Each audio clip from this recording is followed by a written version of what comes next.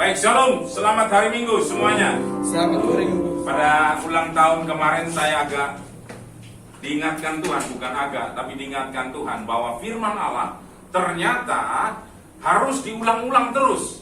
Kenapa? Karena kalau tidak diulang pun kadang kita menjadi lupa. Ya.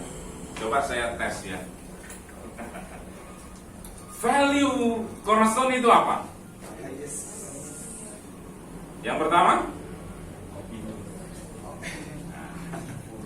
hopefulness. Kedua, intimacy with God. Ketiga, generosity. Yang keempat, honesty. Engagement with family. Self-discipline. Truthfulness. Ya. Jadi setiap minggu akan saya sampaikan terus ya, supaya kalian ingat harus dihidupi, karena itu nilai cornerstone. Nilai sebagai orang percaya harus hopefulness, kemudian I-nya intim. Apa dipakai bahasa Indonesia aja ya, supaya dong gitu ya. Tapi kayaknya nggak pas kalau bahasa Indonesia gitu ya. Jadi itu setiap hari harus diulang-ulang terus. Nah, makanya firman Tuhan harus dibaca terus-menerus. Siapa yang sudah kata Alkitab? Yang sudah kata Alkitab itu yang sudah baca dari Kejadian sampai Wahyu. Nah, saya sudah berapa kali ya semenjak berdiri Cornerstone ini, karena setiap tahun itu harus habis satu Alkitab karena ada bacaan. Jadi terus diulang-ulang terus. Itu ada gunanya. Nah, kekasih hati Tuhan, siapa yang masih ingat tema tahun ini? Tema tahun ini apa? Joy. The year of the great joy.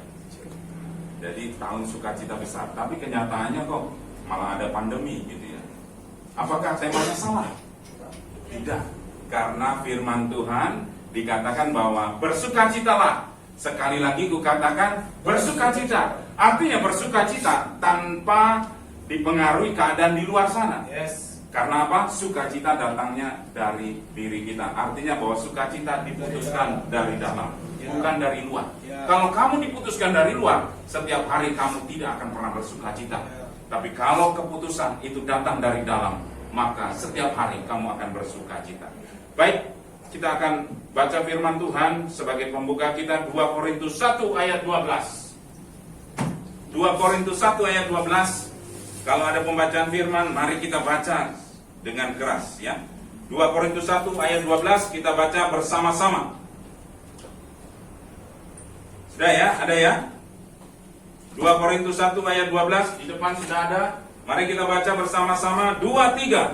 Inilah yang kami megahkan, yaitu bahwa suara hati kami memberi kesaksian kepada kami bahwa hidup kami di dunia ini, khususnya dalam hubungan kami dengan kamu, dikuasai oleh ketulusan dan kemurnian dari Allah, bukan oleh hikmat dunia, tetapi oleh kekuatan kasih karunia Allah. Kekasih hati Tuhan, judul firman Tuhan hari ini adalah ketulusan hati. Ternyata hubungan saya dengan Anda, hubungan kita dengan Tuhan, hubungan kita dengan sesama, dasarnya apa saudara? Ketulusan, saudara ya. Apa sih definisi daripada ketulusan? Ketulusan adalah, siapa yang tahu ketulusan? Tulus itu adalah murni. Apalagi tulus adalah penyanyi. Tulus adalah saling menerima. Apalagi kalau kamu mengasihi orang gitu dengan tulus, artinya apa?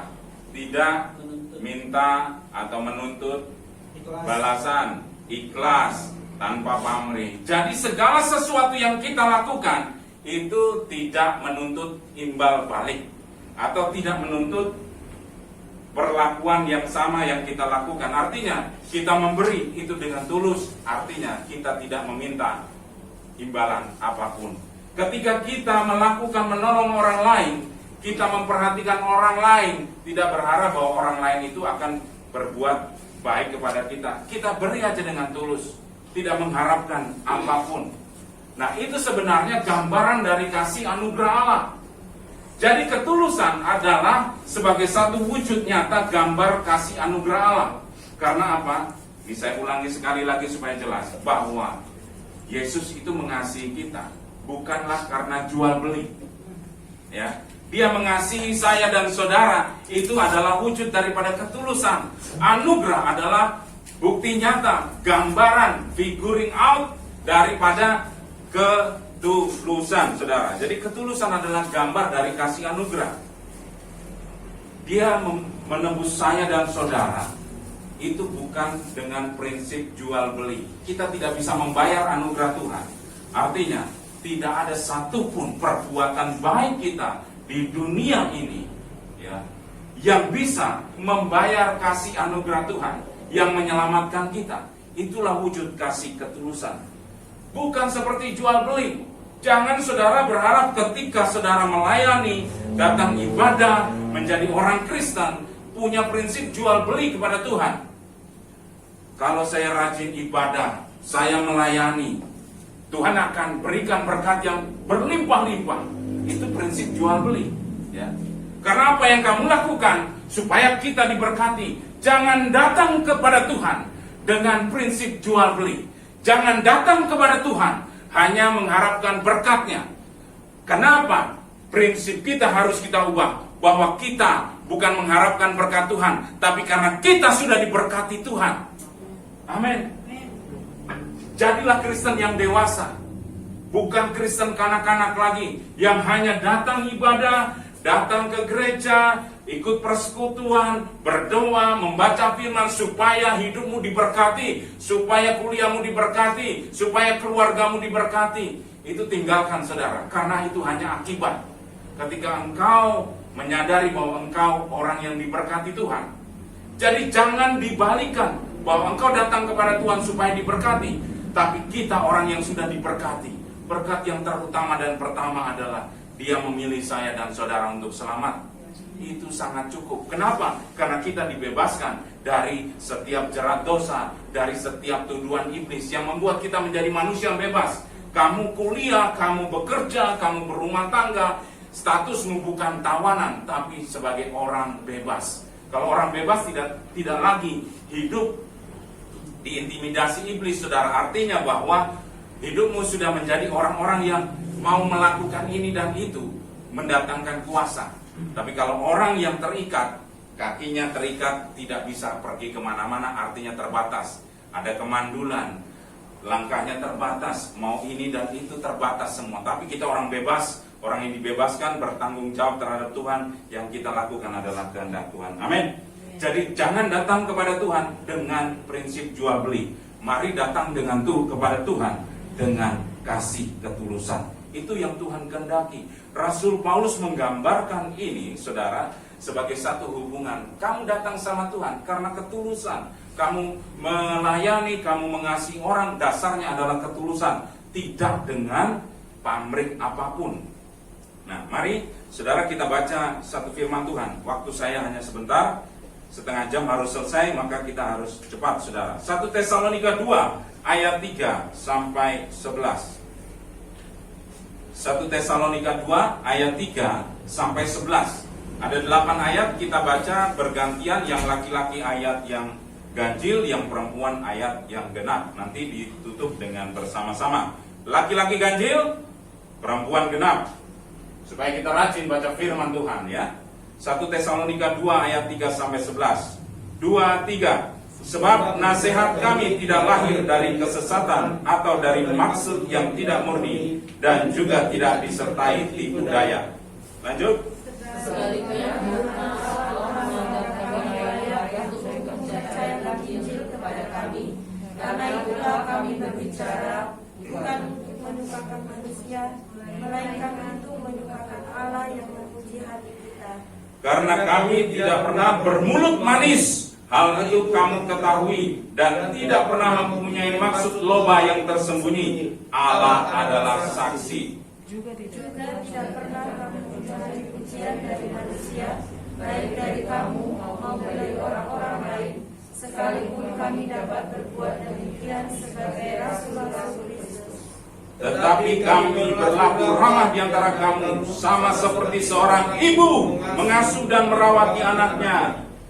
Demikianlah kami dalam kasih sayang yang besar akan kamu, bukan saja rela membagi Injil Allah dengan kamu, tetapi juga hidup kami sendiri dengan kamu, karena kamu telah kami kasihi.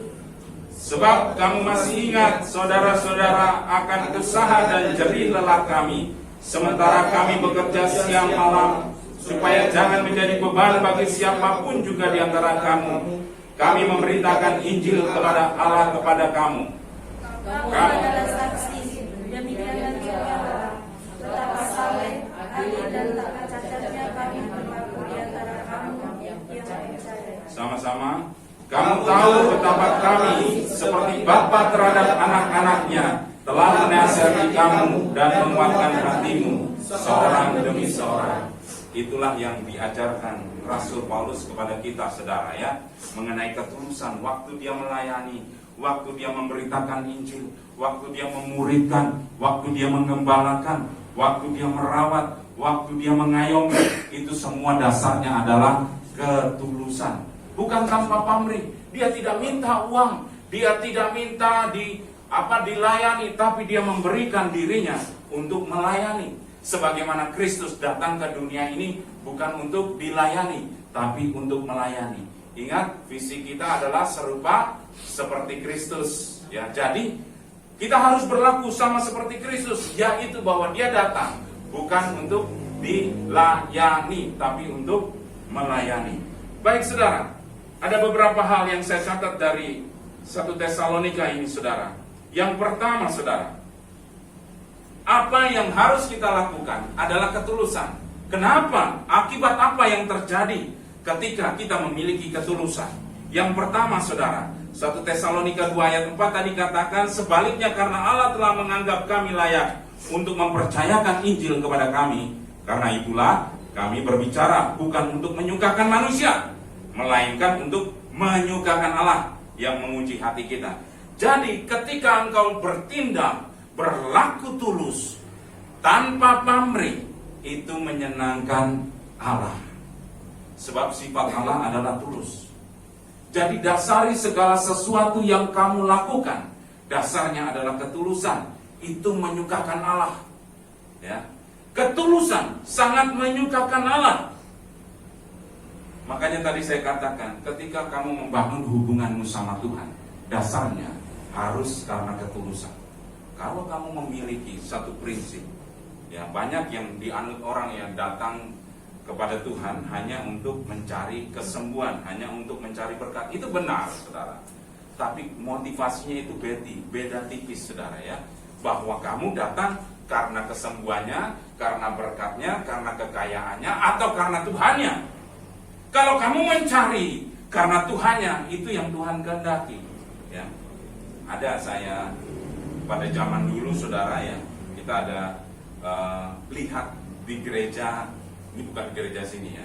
Jadi ada di negeri antah berantah yang saya tidak sebutkan namanya, gitu ya. Ada gap-gap di dalam, ini karena gereja besar gitu, ada yang golongan menengah ke atas, ada yang golongan menengah, ada yang golongan bawah, gitu ya. Itu masing-masing punya friksi akhirnya, ya, punya fraksi gitu, kayak anggota DPR gitu ya. Nah, ada yang pengen supaya ya saya bergaul dengan geng ini atau grup ini supaya nanti ketularan, kebetulan dia orang-orang yang kaya gitu ya, supaya saya banyak koneksi, supaya nanti kalau saya cari pekerjaan mudah, supaya saya kalau misalnya mau bisnis, bangun jaringan itu gampang. Nah, demikian, saudara, itu tidak dipungkiri, ya, saudara. Banyak hal yang terjadi demikian. Atau ibu-ibu sosialita gitu ya, yang sukanya grup narsis itu, saudara, ya. Kalau misalnya setiap hari Minggu setelah ibadah itu pergi ke mall gitu ya, bajunya seragam semua, misalnya putih semua gitu, atau misalnya pink semua gitu ya. Nah, motivasinya bukan datang kepada Tuhan, tapi pengen supaya diterima di grup atau mungkin kelompok tertentu. Nah, itu sudah keliru, saudara, ya. Saya mau katakan, saudara, Mari punya ketulusan hati untuk datang kepada Tuhan, sebab itu yang Allah suka. Yang kedua, saudara, ya, 1 Tesalonika 2 ayat yang kelima. Karena kami tidak pernah bermulut manis, hal itu kamu ketahui, dan tidak pernah mempunyai maksud loba yang tersembunyi. Allah adalah saksi. Ingat bahwa ketulusan tidak mempunyai maksud loba. Loba itu apa sih? Siapa yang tahu? Serakah. Loba, ya.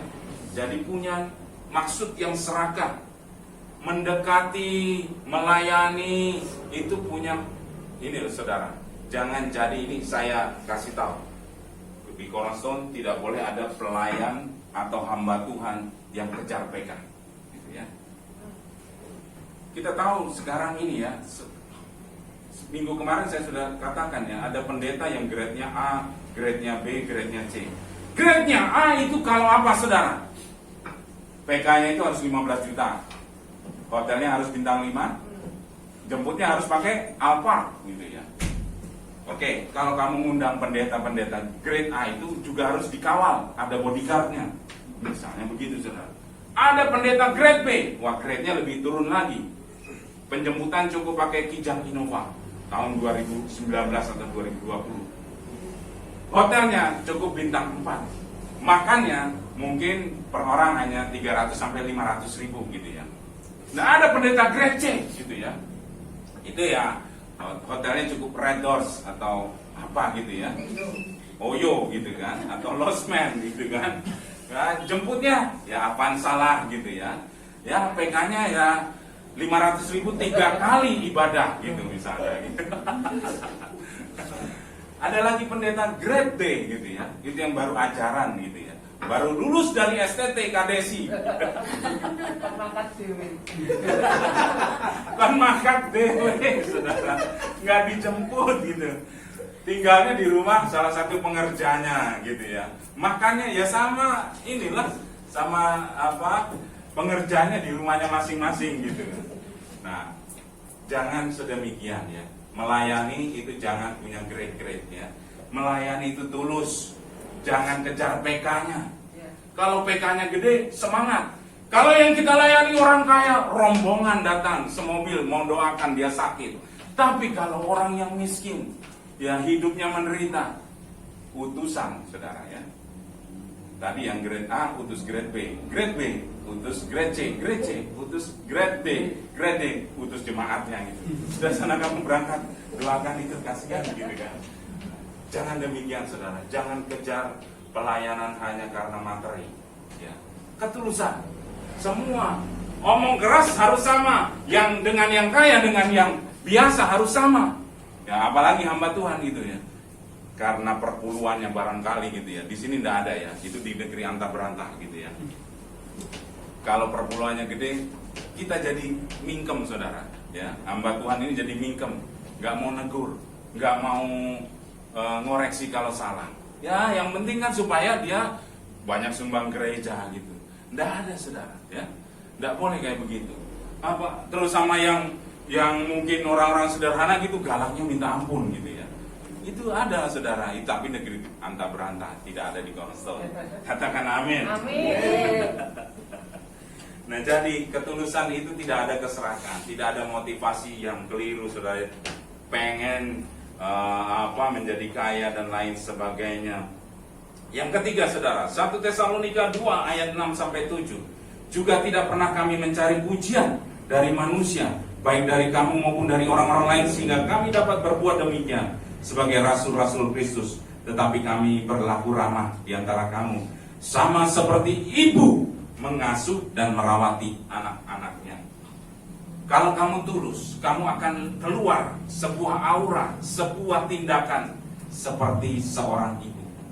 Ibu itu bagaimana sih?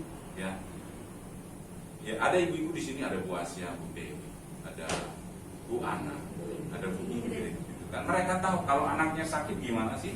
Apa dibiarkan? Apa dia kemudian main media sosial terus anaknya panas kejang-kejang dibiarkan? Enggak, no? Selalu akan dirawat, dikasih, memberi yang terbaik. Seandainya anaknya belum makan, lebih baik ibu tidak makan. Bukan begitu Bu Ingrid kesaksianmu?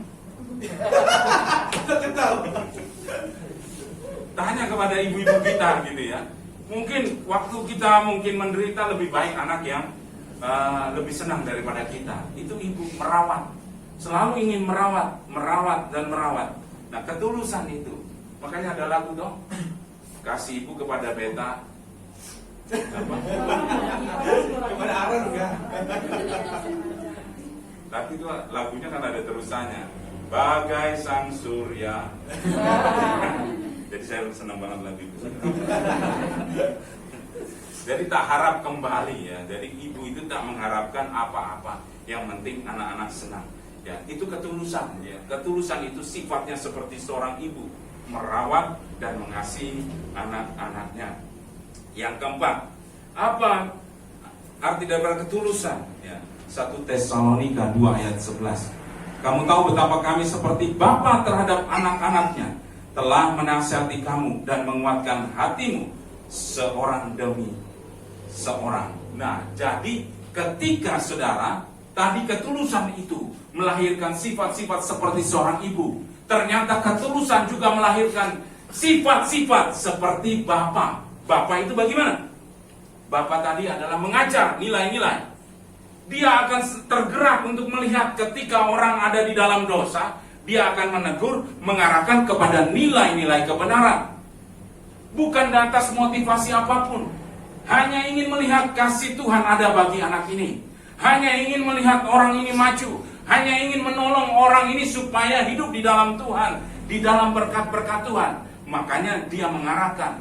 Ketulusan itu akan melahirkan sifat seperti Bapa yang akan mengarahkan kepada kebenaran. Ya, jadi itu seperti itu yang diajarkan Rasul Paulus. Yang terakhir, saudara,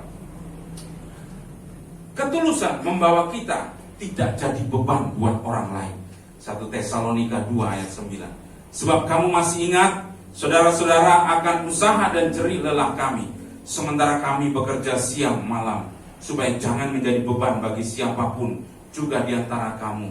Kami memberitakan Injil Allah kepada kamu. Nah, saudara, ayat ini sangat bagus sekali. Contoh Rasul Paulus.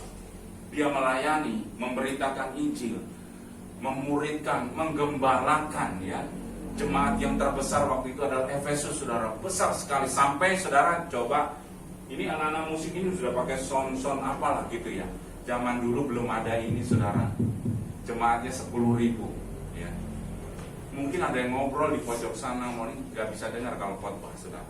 Betapa sulitnya menggembalakan, berkhotbah pada waktu itu ya. 10.000 jemaat ada di satu gedung, saudara. Dan belum ada toa, belum ada amplifier.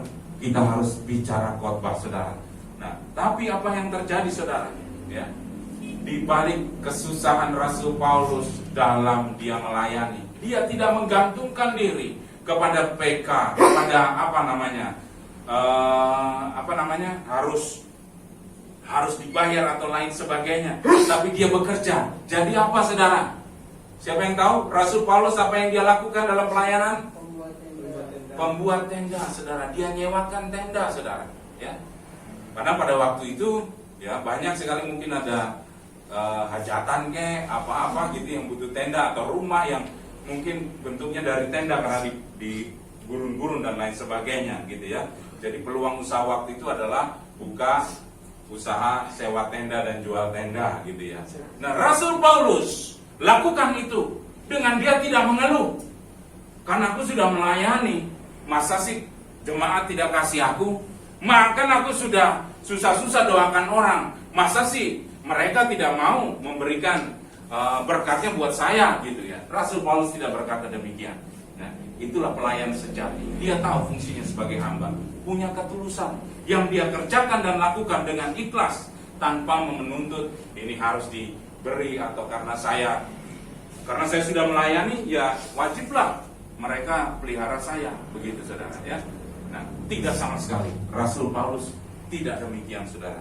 Dia sangat tulus dan dia ajarkan kepada kita semua pengikut Kristus untuk memiliki ketulusan di dalam Tuhan. Nah, penutup, saudara ya. Saya bacakan di Lukas 17 ayatnya yang ke-7 sampai ke-10.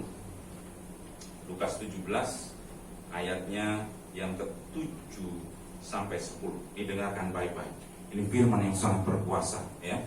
Siapa di antara kamu yang mempunyai seorang hamba yang membajak atau menggembalakan ternak baginya, akan berkata kepada hamba itu setelah ia pulang dari ladang, mari segera makan. Bukankah sebaliknya ia akan berkata kepada hamba itu, sediakanlah makananku, ikatlah pinggangmu, dan layanilah aku sampai selesai. Aku makan dan minum, dan sesudah itu engkau baru boleh makan dan minum. Adakah ia berterima kasih kepada hamba itu, karena hamba itu telah melakukan apa yang ditugaskan kepadanya? Demikian jugalah kamu, apabila kamu telah melakukan segala sesuatu yang ditugaskan kepadamu, hendaklah kamu berkata, kami adalah hamba-hamba yang tidak berguna, kami hanya melakukan apa yang kami harus lakukan. Ketika membaca ini, saudara, ada rema yang keluar, yang meneguhkan saya secara pribadi. Kamu hanya hamba, yang kamu kerjakan dan lakukan bukan untuk kamu. Itu adalah kewajibanmu sebagai hamba kepada Tuhan, untuk melakukan apapun untuk Tuhan. Jangan terus, masa sih Tuhan tidak say thanks sama aku, masa sih Tuhan tidak berterima kasih sama aku. Jangan punya pikiran demikian, sebab firman Tuhan di Lukas ini sangat jelas katakan, posisi kita hamba, ya. Kita harus melakukan segala sesuatu dengan ketaatan. Bukan setelah kita melakukan, kita berhak tuntut Tuhan bayar kita, ya. Amin. Aminnya pelan, saudara. Amin.